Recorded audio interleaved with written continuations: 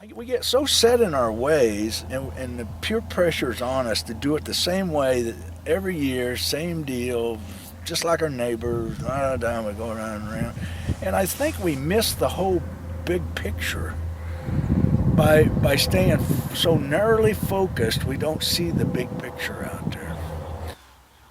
I growed up chasing cows, and maybe 8, 9 years ago, maybe 7 or 8 years, 6 years ago, I don't remember when it was. They gave me this book, and I don't even remember who gave me this book. It's called a Sand County Almanac, and it was written by a guy by the name of Aldo Leopold. Never heard of the guy. Didn't grow up in his circles. I never crossed paths with him or nothing. I didn't know nothing about him. Never knew nothing about this book. And it was about land ethics. I kind of had a feeling I was drifting that way. And when I read that book, one of the things that really struck me was he said, when you view land as a commodity and you own it, you bought it and you pay taxes on it and you own it, it's a commodity. You can do whatever you want with it.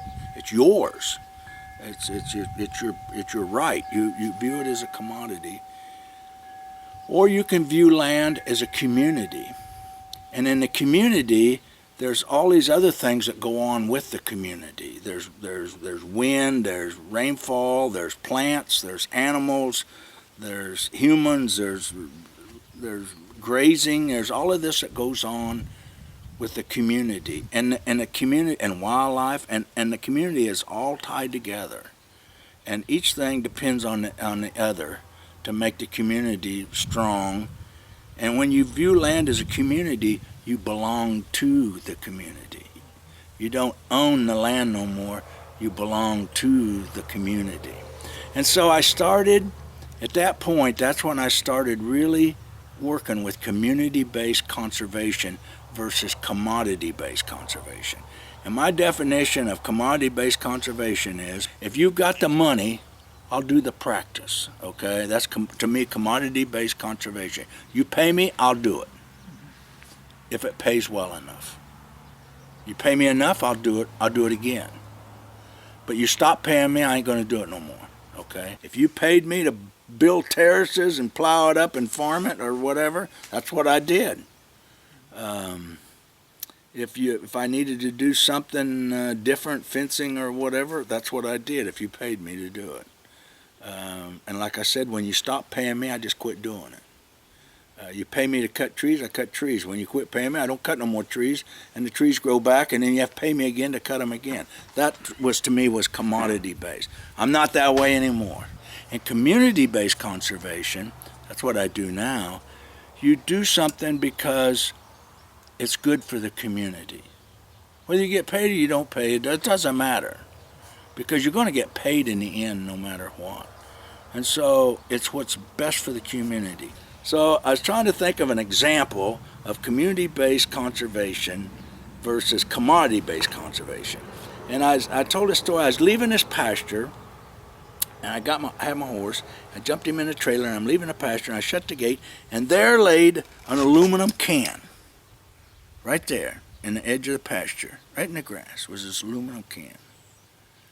And I reached down and I picked that aluminum can up, and I threw it in my pickup. And on Earth Day, I sold that aluminum can, and I got 55 cents a pound for that can. So it was okay to be paid for picking up that aluminum can. But that's not the reason I picked it up. I didn't pick it up for 55 cents. I picked it up because it didn't belong in the community. But it was okay to be paid, but that's not what I did it for. As I work with organizations to try to build plans or programs that'll benefit the prairie, I keep going back to what's best for the community. You don't have enough money to save the prairie. The community's got to save the prairie, because you can't buy enough practices to save the prairie. You can't put enough money together to do it. It's got to be a community effort that's got to do it. And it's got to come from us that live on the land. We've got to view it as a community. And that's what I feel like community-based conservation is all about. I'm viewing wealth different, and I view land different, and that it's a community now. Life is a lot easier now than it used to be.